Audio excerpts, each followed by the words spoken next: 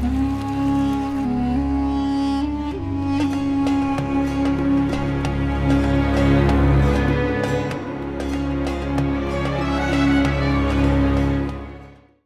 का बिजनेस छोड़ा, परिवार से रिश्ते नाते तोड़े, संसारिक मोह माया त्यागी, साध्वी का जीवन अपनाया, विघटनकारी ताकतों की दिखाई हैसियत, ब्रेन वॉश अड्डों को किया बेनकाब। कौन है वो साध्वी? देखिए सिर्फ धर्म ज्ञान पर। विष्णु महायज्ञ का युवा चेतना शिविर में आज समापन हुआ। 2 दिवसीय ये महायज्ञ था और इस महायज्ञ में तमाम ऐसे लोग आए जो धर्म से जुड़े हैं। अभी इस वक्त मेरे सामने एक ऐसे ही धर्म से जुड़ी हुई साध्वी नजर आ रही हैं। परिचय खुद देंगी अपना। जी माता जी, क्या नाम? मैं माता चिदानंदमयी स्वामी श्री प्रखर जी महाराज की शिष्या। कहाँ से आना हुआ है आपका? हमारे पूज्य गुरुदेव द्वारा पीपीएम अस्पताल का संचालन होता है कुंभ मेले में। सेक्टर 19 में एकमात्र अस्पताल पूज्य गुरुदेव द्वारा ही स्थापित किया जाता है और बड़ी उच्च स्तरीय व्यवस्था रहती है। सभी सुविधाओं से युक्त निःशुल्क अस्पताल का संचालन होता है। उसमें operation theatre, ventilator, digital X ray, pathology lab आदि आदि की व्यवस्था रहती है। और कुंभ मेले में जितने भी रोगी आते हैं अपने शिविर में अस्पताल को खोजते हुए, उन सभी को निःशुल्क सेवा दी जाती है। दवाइयाँ भी निःशुल्क ही वितरित की जाती हैं। तो हम उसी शिविर की व्यवस्था को देखते हैं पूज्य गुरुदेव की कृपा से। ये आपसे जानना चाहेंगे कि कब आपने ये रूप धारण किया, क्या उम्र रही होगी, कैसे आप साध्वी बनी, मन में कैसे ये विचार आया? हमको 4 वर्ष हो गए हैं वैराग्य धारण किए हुए। और हम तो यही कहेंगे कि भगवती की कृपा होती है और आपके अनंत जन्मों के पुण्य जब एकत्रित होते हैं तभी आप भगवत प्राप्ति के मार्ग पर आगे बढ़ते हैं। तो केवल और केवल प्रारब्ध और भगवती की कृपा जो आज हम इस मनुष्य जीवन का लाभ ले पा रहे हैं। जी, तो आपने पढ़ाई वगैरह ड्रॉप करने के बाद में ये जीवन धारण किया है या फिर चल रही है? हम आधुनिक शिक्षा वाले थे, तो हमने बीबीएम किया था बैंगलोर से, क्राइस्ट यूनिवर्सिटी से। फिर उसके बाद जॉब किया था अर्न्स्ट एंड यंग में और अपना स्वयं का एक बिजनेस भी था ट्रैवल एजेंसी का। और उसके बाद भगवती की कृपा हुई कि 4 वर्ष पूर्व 2020 में घर को त्याग दिया था।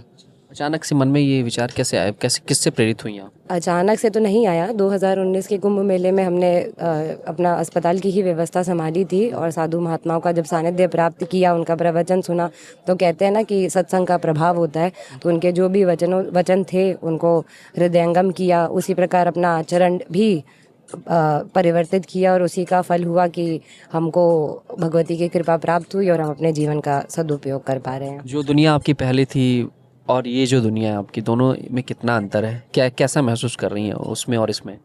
वो जो दुनिया है और ये जो दुनिया है, 2 अलग दुनिया है। जब तक आदमी भौतिकवाद से जुड़ा रहता है तब तक उसे वही सत्य लगता है, परंतु वो एक क्षणिक ही सुख देने वाला सत्य है जिसमें आदमी उलझा रह जाता है। परंतु ये जो आध्यात्म और जो भगवत शरण का जो सुख है, ये परम आनंद है। ये एक ऐसा आनंद है जो कभी समाप्त नहीं होता है, ऐसा सुख है जो कभी समाप्त नहीं होता है।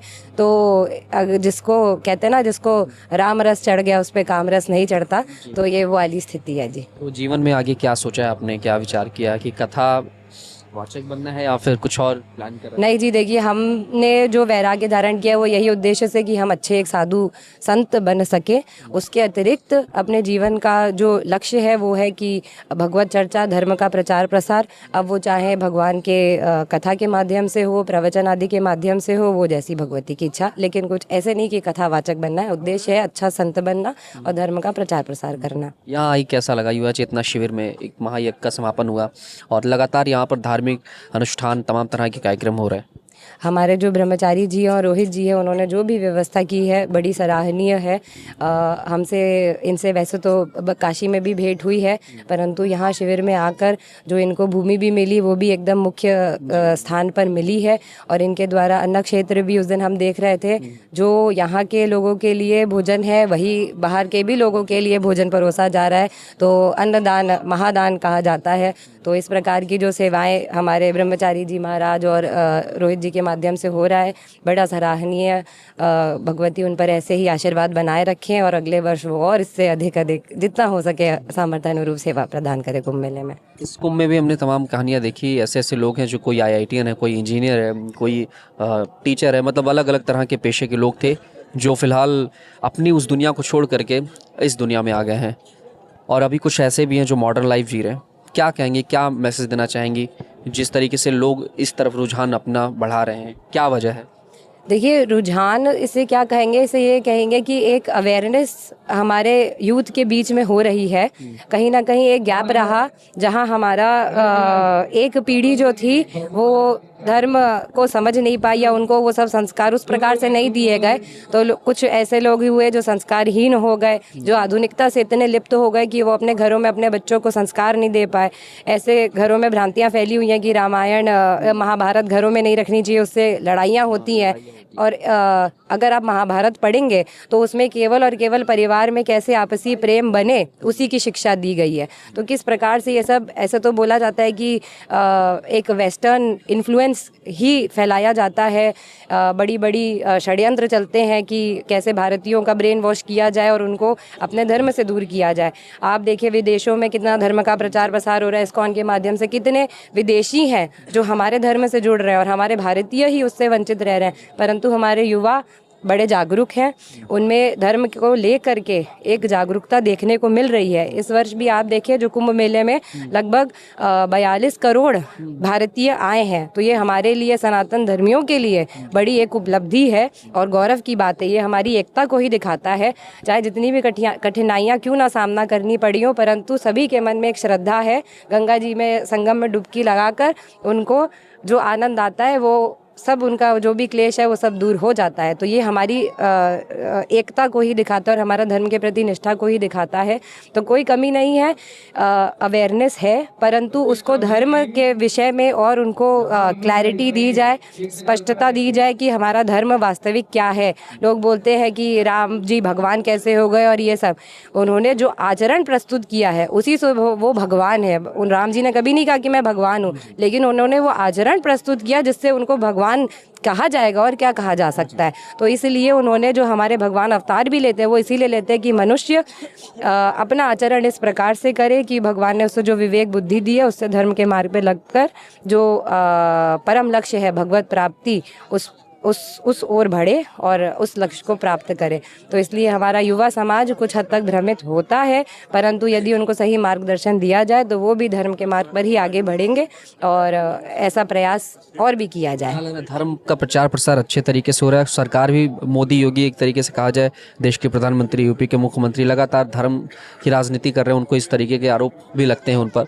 क्या लग रहा है कि धर्म का प्रचार प्रसार बेहतर तरीके से हो रहा है, लोग जग रहे हैं? देखिए, जब से बीजेपी सरकार आई, योगी मोदी जी आए, तभी से हम लोग गर्व से अपने को हिंदू कहने लगे।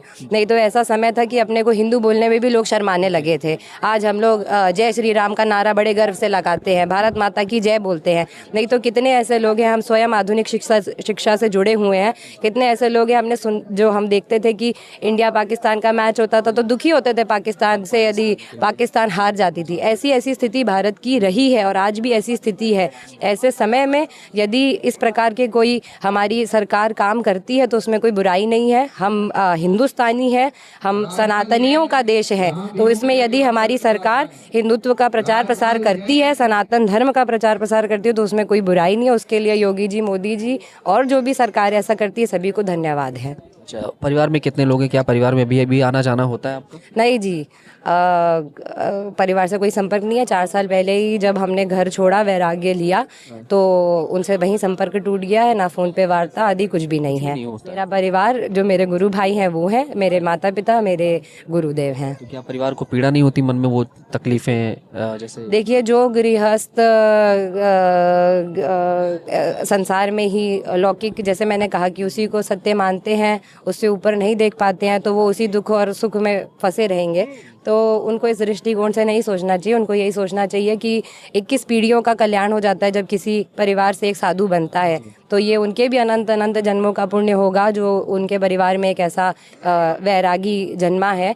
तो दुख वुख तो देखिए क्षणिक है, हर मानव नहीं समझ सकता है सुख और दुख और भगवान की क्या इच्छा है।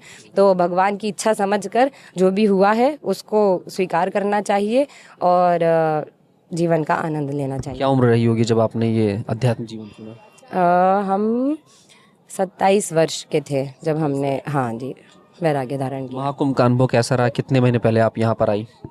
महाकुंभ का अनुभव बहुत अच्छा था। महाकुंभ प्रयागराज का मेला हर कोई उसकी प्रतीक्षा करता ही है। यहाँ की जो व्यवस्था रहती है, जो भूमि भी यहाँ पे गंगा जी जैसा रास्ता काटती हैं और बड़ा क्षेत्रफल रहता है। और यहाँ पे कितनी सारी संस्थाएं, इस बार तो कहते हैं कि मेला जो 25 किलोमीटर का होता था वो 50 किलोमीटर तक फैल गया है, तो ये बड़ी अच्छी बात है। परंतु जितनी अधिक से अधिक संस्थाएं होती चली जाती है, सब लोग जैसे सुनते हैं कि अलग अलग ट्रस्ट रजिस्ट्रेशन अपना कराते हैं संस्थान के रूप में और अन्न क्षेत्र आदि चलाते हैं, तो इस पे थोड़ा कुछ कंट्रोल किया जा सकता है, क्योंकि इतना मेला फैलना का मतलब है उतनी व्यवस्था भी अरेंज करना, जो कि संभव नहीं हो पाता है, काफ़ी कठिन कार्य है। इसलिए थोड़ा सा अगली बार या तो संस्थाओं को लिमिट किया जाए, और यदि कोई गृहस्थ भी है या जो भी है वो लोग अपना स्वतंत्र रूप से संस्थान चलाकर अन्न क्षेत्र आदि चलाना चाहते हैं, तो वो किसी साधु महात्मा के शिविर के साथ कांटेक्ट करें, भाई उनके सौजन्य से कार्य हो जाए, तो उससे साधु महात्माओं के भी शिविर को सहयोग मिल जाएगा और उनका भी नाम हो जाएगा। तो इस प्रकार से क्या मेले में भी अव्यवस्था नहीं फैलेगी, तो इस प्रकार से किया जा सकता है। परंतु खूब सभी ने मेले का आनंद लिया, भरपूर मात्रा में भक्तजन आए हैं, सबने खूब संगम स्नान किया है, त्रिवेणी स्नान किया, खूब पुण्य अर्जित किया है, तो बड़ा आनंद का विषय था। एक आखिरी मैसेज, जो युवा लोग हैं, जो धर्म से भटके हुए लोग हैं और जो अपनी अलग दुनिया में जी रहे हैं, मॉडर्न लाइफ में जी रहे हैं और धर्म को अभी समझ नहीं पा रहे हैं, क्या संदेश देंगे? कैसे वो उस पर विचार करें, कैसे खुद को धार्मिक बनाएं? क्योंकि अभी भी बहुत सारे हमारे सनातन धर्म में जो नास्तिक जीवन जी रहे हैं, क्या कहेंगे? देखिए, सबसे बड़ा इस चीज़ का जो कारण है वो ये है कि हम अपने युवाओं को सनातन धर्म के विषय में जानकारी नहीं दे पा रहे हैं। कहीं ना कहीं वो जो कॉन्वेंट स्कूलों में पढ़ रहे हैं उसमें उनको रामायण, गीता जी आदि आदि की तो कोई चर्चा की नहीं जाती है, भगवत चर्चा तो की नहीं जाती है, उसमें उनको केवल आधुनिकता ही सिखाई जाती है। तो जो हमारा एजुकेशन सिस्टम है उसमें भी कुछ परिवर्तन लाए जाए, उनको हमारे धर्म के विषय में ज्ञान दिया जाए और घरों में भी उनको धर्म के विषय में ज्ञान देने का कार्य माता पिता करें। माता पिता स्वयं भी शायद अब अज्ञानी है, इसलिए वो स्वयं भी उतना प्रचार प्रसार धर्म का नहीं कर पा रहे हैं, परंतु किसी गुरु के सानिध्य में जाए। आजकल लोगों को गुरु की भी आवश्यकता महसूस नहीं होती है, उनको लगता है हम जो कर रहे हैं सही कर रहे हैं, हम तो अपने मन के मालिक हैं। तो जो मन से चलता है वो वानर होता है। मनैव यत्र गच्छन्ति तत्र गच्छन्ति वानराः कहते हैं कि जहाँ जो मन के हिसाब से चलता है वो बंदर होता है। तो हम बंदर ना बने, हम मनुष्य बने। मनुष्य के पास अपना स्वयं का विवेक होता है और धर्म ही मनुष्य को पशु से अलग करता है। तो हम समझे कि हम मनुष्य हैं, हम पशु नहीं हैं। खाना पीना, सोना, संतान उत्पन्न करना, ये सब कार्य पशु भी करता है। तो पशु और मनुष्य में फ़र्क क्या है? धर्म का फ़र्क है। तो वो धर्म को समझें कि धर्म की विशेषता क्या है, मनुष्य जीवन हमें क्यों प्राप्त होता है। हमारे धर्म ग्रंथ पढ़े, रामायण पढ़े, कथा जो हमारे महापुरुष इतनी सुंदर सुंदर कथा करते हैं उसको श्रवण करें, उससे निश्चित ही उनको हमारा सनातन धर्म क्या है उसके विषय में जानकारी होगी। और कोई कठिन नहीं है, हमारा धर्म किसी को बांधता नहीं है। हमारा धर्म इतना सरल है कि आप जिस प्रकार से करना चाहेंगे उसके लिए एक विकल्प तैयार है। तो इसलिए साधु महात्मा की सन्निधि प्राप्त करें और धर्म ग्रंथों को पढ़ने का प्रयास करें, जिससे वो हमारे सनातन धर्म की व्यवस्था क्या है उसको समझ सकें और अपने जीवन के जो लाभ है उससे वंचित ना रहें, अंधकार में ना जिएं। बहुत बहुत धन्यवाद जी।